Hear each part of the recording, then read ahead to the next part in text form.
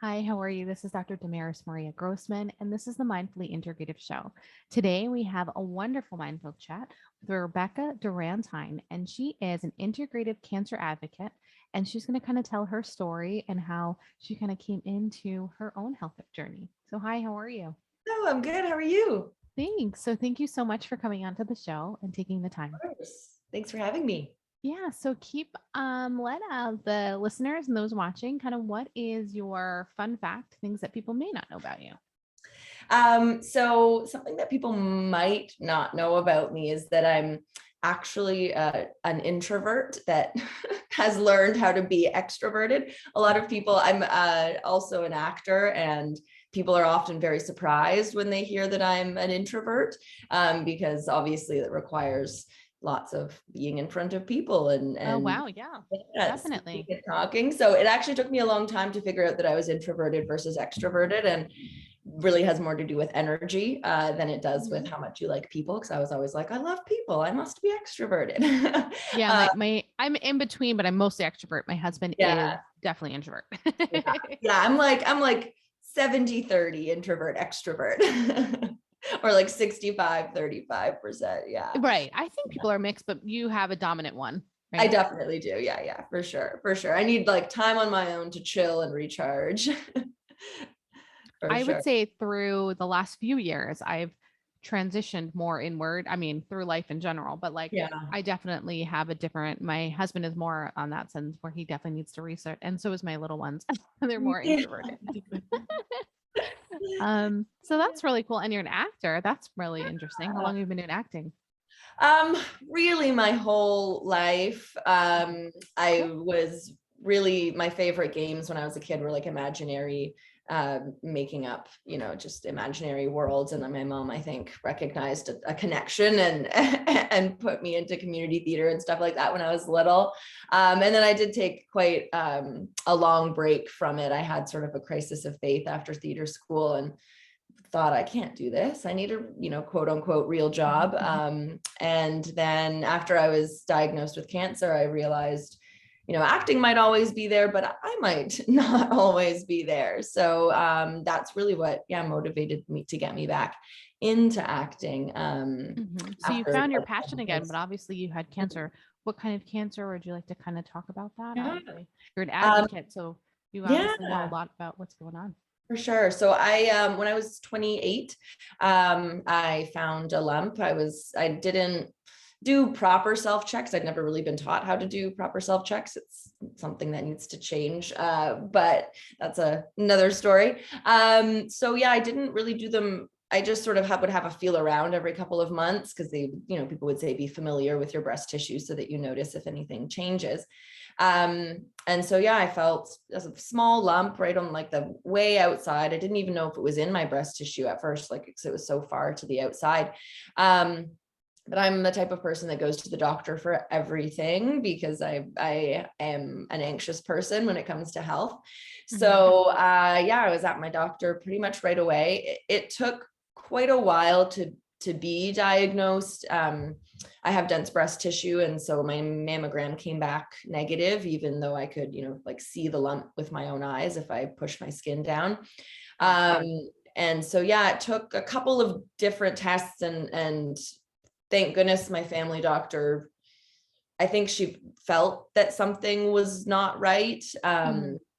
And she just kept sending me for, I had an ultrasound, and then I had the mammogram, and then we finally did a biopsy.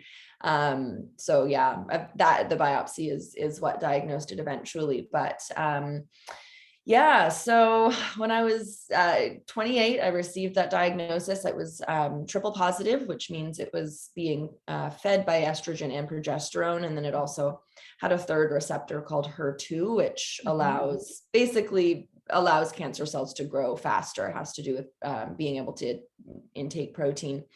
It was grade 3, which means it's more aggressive, which is often the case in a young person.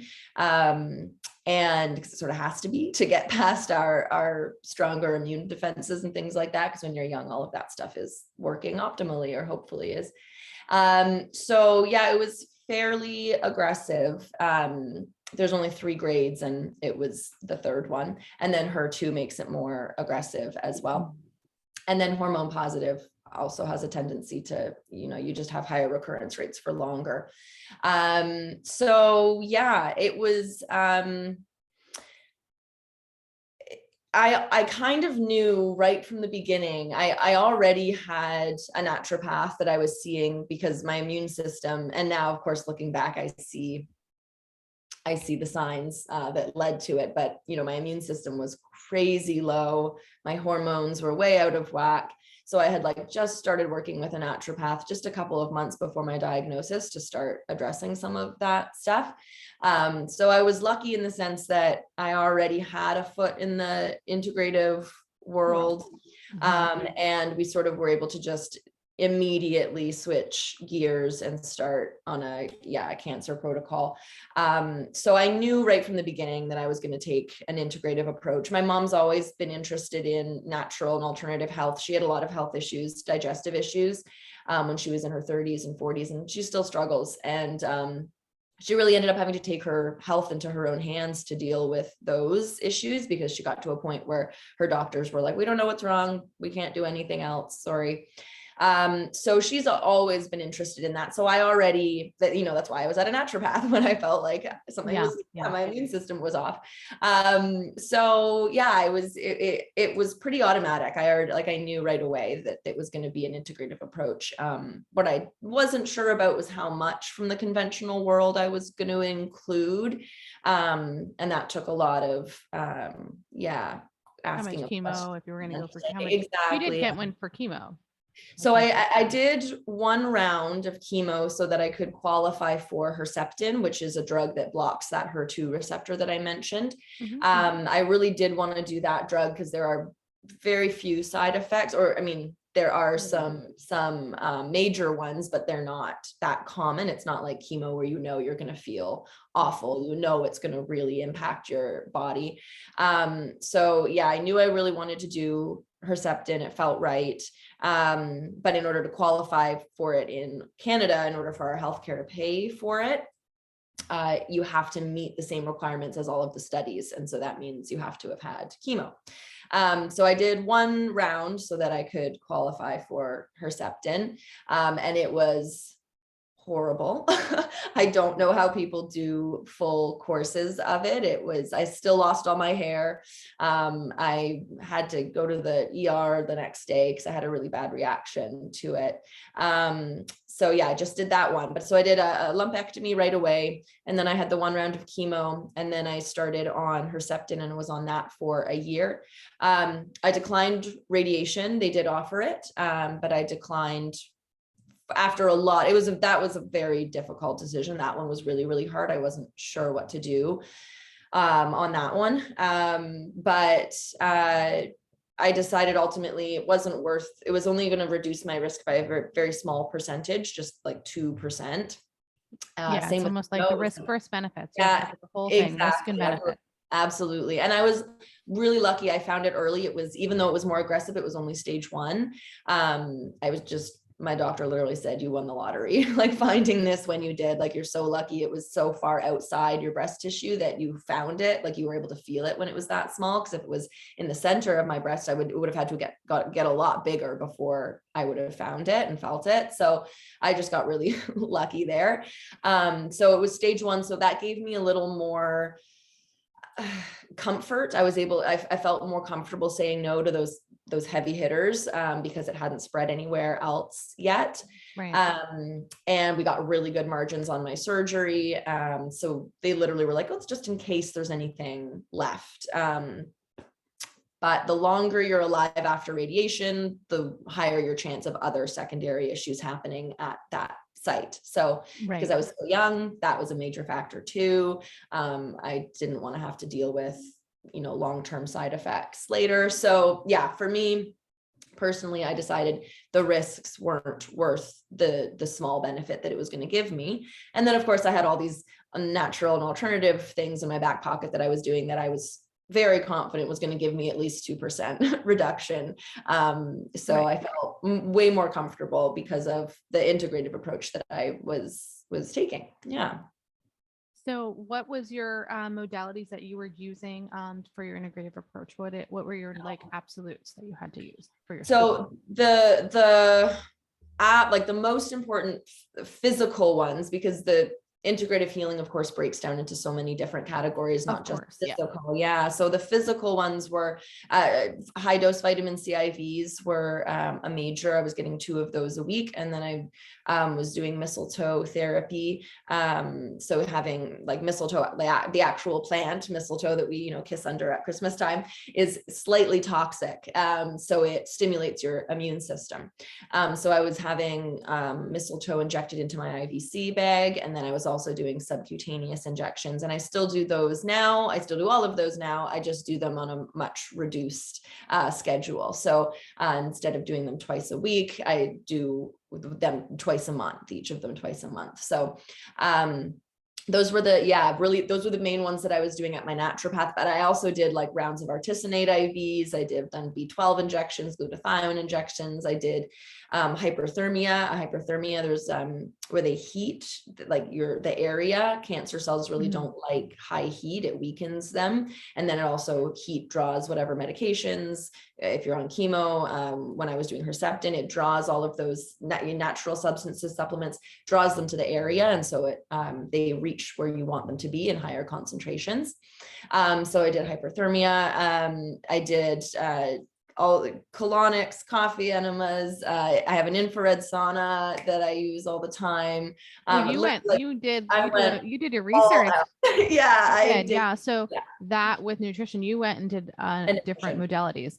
Yeah. I commend you for that, because I do talk to I have researched a lot. I have a few clients that have in the cancer, breast cancer, and you actually you did a number of the approved or viable options. Totally. And I still do coffee enemas twice a week. Try to do 2 saunas a week.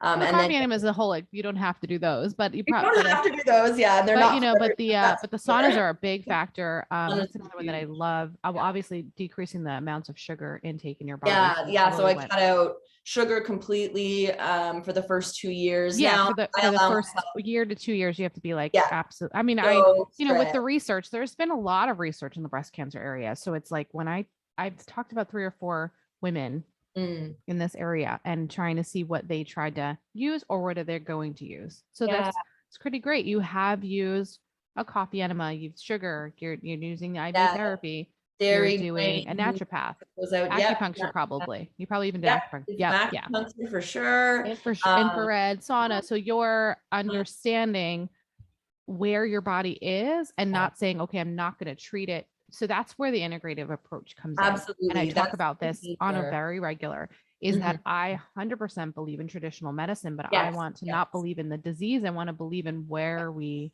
coming from. And you're finding that out by yourself, root cause, right? Because I always tell myself, you know, the definition of insanity is doing the same thing twice and expecting different results. So if I don't change the circumstances that allowed cancer to grow in my body, if I don't alter that environment and get to the root of why this happened to me at such a young age, genetics were negative, didn't smoke, didn't drink a lot. Like why were your genetics triggered? Why was the cells? Exactly. Why so was that conversation and being okay with it's all right, you know, why did it happen? But now you're changing it. So that makes it amazing.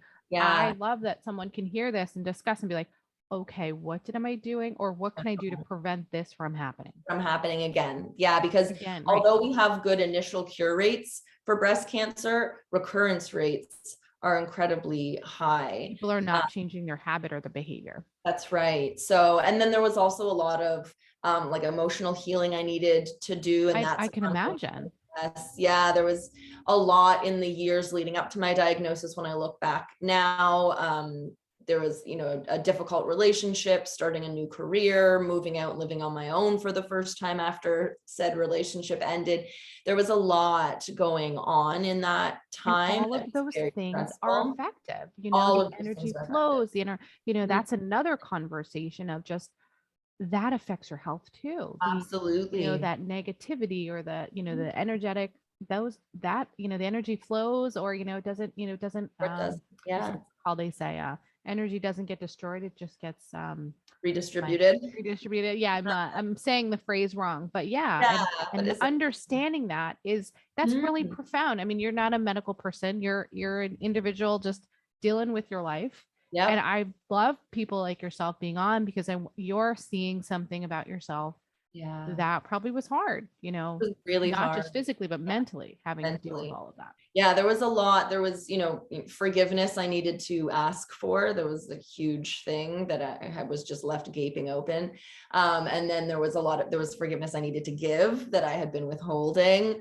And all of those emotions, those negative emotions, they just eat away at you and you don't necessarily notice, but it's just this low level stress all the time. And stress releases stress hormones, which do things like shut down your immune system and shut down your gut, and all of these things that are really important for our physical health that are impacted by our mental and emotional health. And I think that's one thing that a lot of, like, I definitely didn't understand that before I was diagnosed. Like, we all hear, stress is bad, but I didn't understand exactly what stress was doing to my body. And gut health and your immune system are two major factors in. Absolutely. You also must, development. yeah, you've obviously researched your body and your health. Oh, definitely.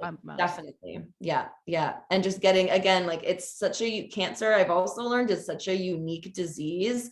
Even if you have the same diagnosis as somebody else, the same type of cancer, the reasons it developed in your body are going to be different than the reasons it developed in the next person. And so it's really important to, like, get under your hood, as we say, and do that digging and figure out where exactly things are going wrong for you. Like you had said, I didn't have a genetic marker, right? Yeah. So how Yeah, would I you didn't know BRCA. But you had a stress marker, life stuff. You had maybe diet issues, maybe like no sleep. I don't know what your underlying hood was, but stress, sleep, hormones, immune system. Yeah. All of those things. My diet was not good. Yeah. All of those things. And stress hormones, I've learned I don't process them well. So they were just hanging out in my body. So yeah, there's just been a lot of, like, things that I've learned about myself since, and been like, oh, it's no wonder, that this happened. Yeah. You're like, oh, that's okay. Yeah, but I think it's super important for someone to hear this conversation, not just if they had cancer or not, but to understand that to question or to look for answers. Definitely. And then to try to make a difference. Yeah, make different ones. And some people sometimes tell me, I'll be talking about, that process of discovering sort of, what I had been doing wrong. And they're like, well, it's not your fault. It's not your fault that you got cancer. And no, it's not my fault that I got cancer, but there is a level of responsibility you have to take for your health and what you hadn't been doing or could be doing better or differently. And you just have to accept that responsibility. And I don't feel bad. I didn't know any better. So how could I have possibly? Right. It's the bliss. The ignorance is bliss, but yet the bliss made you, and I think what's respectful and amazing from what I'm hearing from what you're saying is that you've become aware of it and it's okay, and not having a judgment of it, and say, all right, how do I make a change? Yes. How do I use this information to help myself? And not giving yourself a negative talk and say, hey, I'm going to make a change. I might have had moments of, accepting this, but let's grow. It's almost a grief like stages in a way, right? It is. I've talked to a couple of cancer survivors and cancer, individuals. I feel like they almost go through a grief. You grieve the person you were before, who didn't have to worry about any of this stuff. You grieve that life, where you didn't have to think so much about what you ate and what you did, especially at 28. Like, most people my age were just drinking whatever they wanted, and whatever they wanted. Yeah. And so that was really hard specifically. I mean, it's hard anytime, but I feel like when I was that young, it's more difficult because no one else has ever gone through anything major. Most people, none of my friends have gone through any sort of major health issues. So it was isolating. So you grieve that too, right? Some people step back instead of stepping forward. And so you grieve those relationships changing. And yeah, there's a lot that changes, and it can be hard to accept those changes for sure. Well, I'm glad that you were able to kind of get to that next and overcome that, that next step. How would you, like, now that you call yourself an advocate, so what does that mean for you? What is that? Well, I had to do, it was really hard for me to find all of the information. Like I was lucky in that I was able to find really great people to put on my healthcare team. but I also needed to do, and so they gave me lots of tools and lots of options, but a lot of things I also found myself, just through researching and reading and Good. having I'm to glad you did. do that work. Yeah, for sure. And afterwards I felt like that my instinct out of anxiety is to start researching and reading and how can I help myself. And I can relate to you on that one. yeah. How can I help myself? How can I help my family? Yeah. Right. And I recognize that not everybody has that impulse when, especially when you're dealing with something as mentally and emotionally draining as cancer. A lot of people don't have that leftover energy to do that. No, they give up. They give up. Yeah. And I am lucky in that that is my impulse. I do have that energy. I find it easier to understand, scientific language and all of that. So I realized that it was easier for me, but it might not be as easy for the next person, and that shouldn't be. Everyone should have access to all of the options possible. Because I've spoken to so many women who, didn't find integrative alternative medicine until their second time around with cancer. And they like, oh, I wish have I'd known definitely spoken to women. And on their second go, and you're like, oh man. Yeah, right. And it just made me so like a combination of sad, but also like angry that like I mean, the start of this podcast, just me, because I was just like, no, people have to have more conversations about this. That's right. Because I'm in the integrative medicine space and functional medicine space, but I'm just not, there's regular people aren't talking about it. I need just regular people, like the normal people that have dealt with this. These are the people I want to talk to. Totally. And it was just so, I just felt so sad for other people that could have been helped and didn't, weren't able to because they just didn't know. And and everyone should, and it might not be for everybody. Someone might hear about, and I always say, like, just because I did something does not mean that anyone else needs to do it. If it feels right to you, then go for it. But everyone should have the opportunity to learn that information and to know what all of the options are so that they can make the decision that feels right for them, that is right for them. Because that's how I made all my decisions. I gathered as much information as I could about whatever it was I was trying to decide about, like whether it was chemo or radiation or whatever. And then asked all the questions, asked for all the opinions possible from all of my doctors, and then just sat with that information and listened to what came up in my body and how it felt. And some things were a very clear, very visceral, no. And then other things were a very obvious yes. And if I hadn't been able to do that, if I hadn't been able to gather all of the pieces and know all of the options and have a clear path forward, those decisions would have been next to impossible to make. And that's why I feel like so many people just sort of follow blindly, is because they don't know what else to do. And I totally get that feeling of just not knowing what else to do. So I wanted to make it easier for people to know what else to do, to learn what else. It's so important. And have you had, I mean, obviously you probably almost have a support, community group with your clients that you've taken care of? Yeah, so I have a blog and a Facebook group where I share all sorts of stuff. I mean, I have a really heavy focus on mental and emotional health because that's an area that really gets, I mean, we're so focused on the physical after a diagnosis, and rightly so, because we want this thing out of us and we want to fix. Well, mental is physical. We just don't even say that, the mental health and the emotional health turn into physical health, but we don't talk about it. And it's a conversation that people are just like, no. Yep, nope, this is part of it.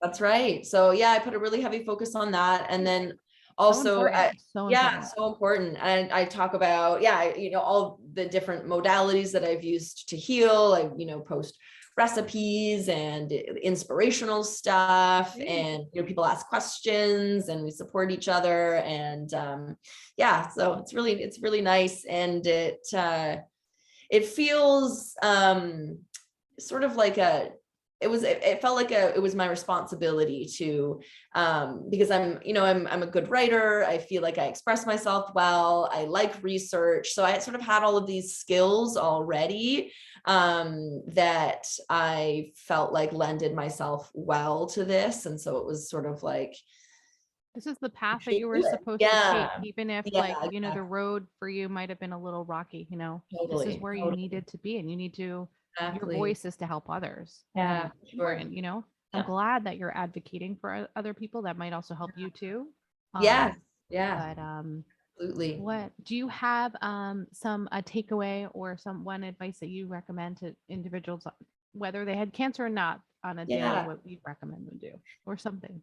Well, yeah, I think the first thing is that responsibility piece that I talked about. Just take responsibility for your health and your healing, because although our doctors can support us, if we don't take the lead and take the charge, then we're not going to see the progress that we want to, because they have so many people to help and so many things to take it's care very, of. very true. Very As a true. provider of care, and then as a, trying to also express integrative health and the needs.